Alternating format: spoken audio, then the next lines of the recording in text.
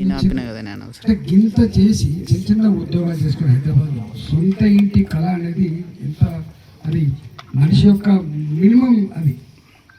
ఎందుకంటే సెంటిమెంట్ అంటే చనిపోతే కిరాయిలల్లా డెడ్ బాడీ కూడా రానియారు గుర్తుపెట్టుకోండి. అందుకని సొంత ఇంటి కళ ఎంత దాని మాటలు చెప్పినంత అది ఉంటుంది.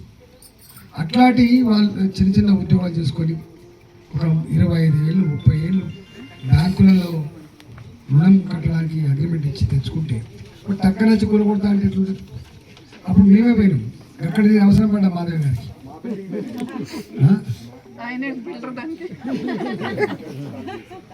నేను సంపేస్తాను కూడా అని చెప్పిన.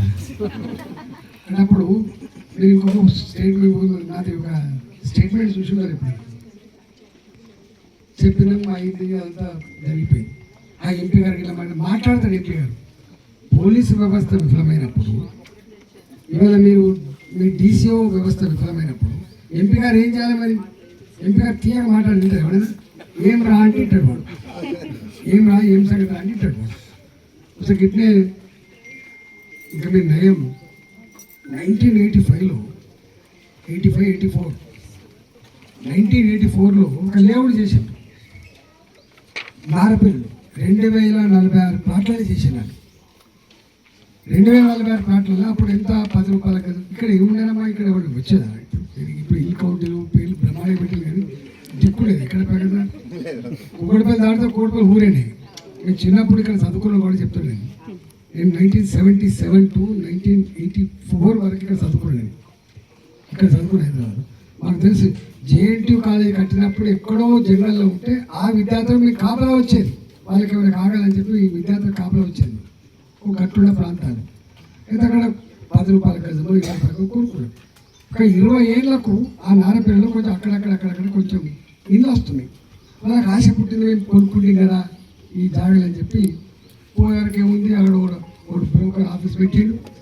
ఇవన్నీ ఈ ప్లాట్లన్నీ కూడా మావే, మీకు ఎవరికి సంబంధం లేదు, ఇది కోర్టులో ఉన్నది, మీరు కొట్టాడలేరు మాతోటి, మీరు సపరేట్గా మాకు 10,000 గజం ఉంటే 1000 రూపాయలకు 2,000 రూపాయలకి ఇస్తాం తీసుకొని పోండి. దుకాణం పెట్టి నువ్వు భయపడే అందరికీ భూములు తీసుకునేవాడు. భయపడ్డాలే ఒక 500 ప్లాట్లు జమ చేసుకున్నాడు వాడు. ఓ 10 కుక్కలు పెట్టుకున్నాడు, ఓ 40 మంది గుండాలు పెట్టుకున్నాడు వాడు. పెట్టుకొని ఇక ఎవరు ఆడుతాడు. ఇక వచ్చినట్టు వీళ్ళంతా చెట్టుకోవాలి పుట్టకు. ఇప్పుడు మీరంతా ఉండరు.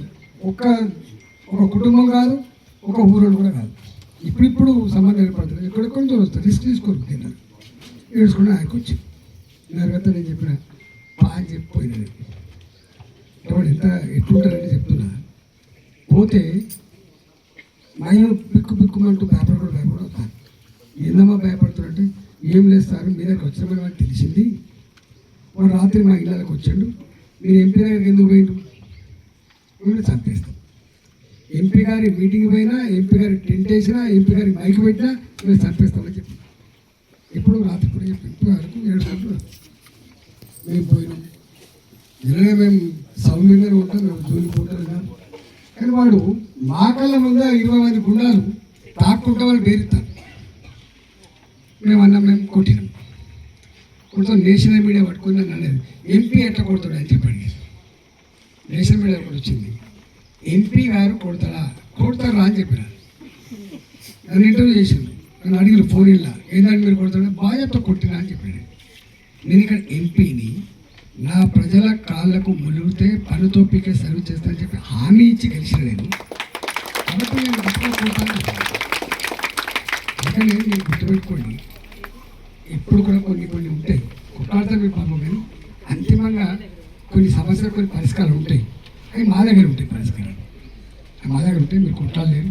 కాబట్టి మేము తప్పకుండా ఈ సమస్య నేను డీసీఓతో మాట్లాడతా. తక్షణం ఈ సమస్య పరిష్కారం చెప్పి కోరుతాను. దాని పక్షంలో కోర్టు కూడా అవసరం ఎక్కడ ఉన్నా ఇక అందుకని కోర్టు కూడా మేము కొట్లాడతామని చెప్తున్నాను.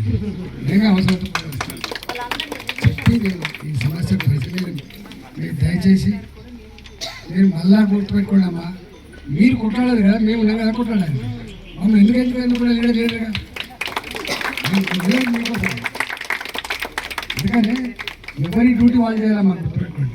మీ డ్యూటీ మీరు చేయాలి, మా డ్యూటీ మేము చేయాలి. ఇదంతా ఇది మా డ్యూటీ. ఇట్లాంటి సమస్యలు వచ్చినప్పుడు వాటిని పరిష్కరించాల్సిన డ్యూటీ మాది ఉంటుంది. కాబట్టి దయచేసి మీరు పనులు కూడా ఈ విత్డ్రా చేయండి, ఈ దీక్షలు విత్డ్రా చేయండి. మిగతా అంతా నేను చూసి పెడతా. 4-5 రోజులు ఈ సమస్య కూడా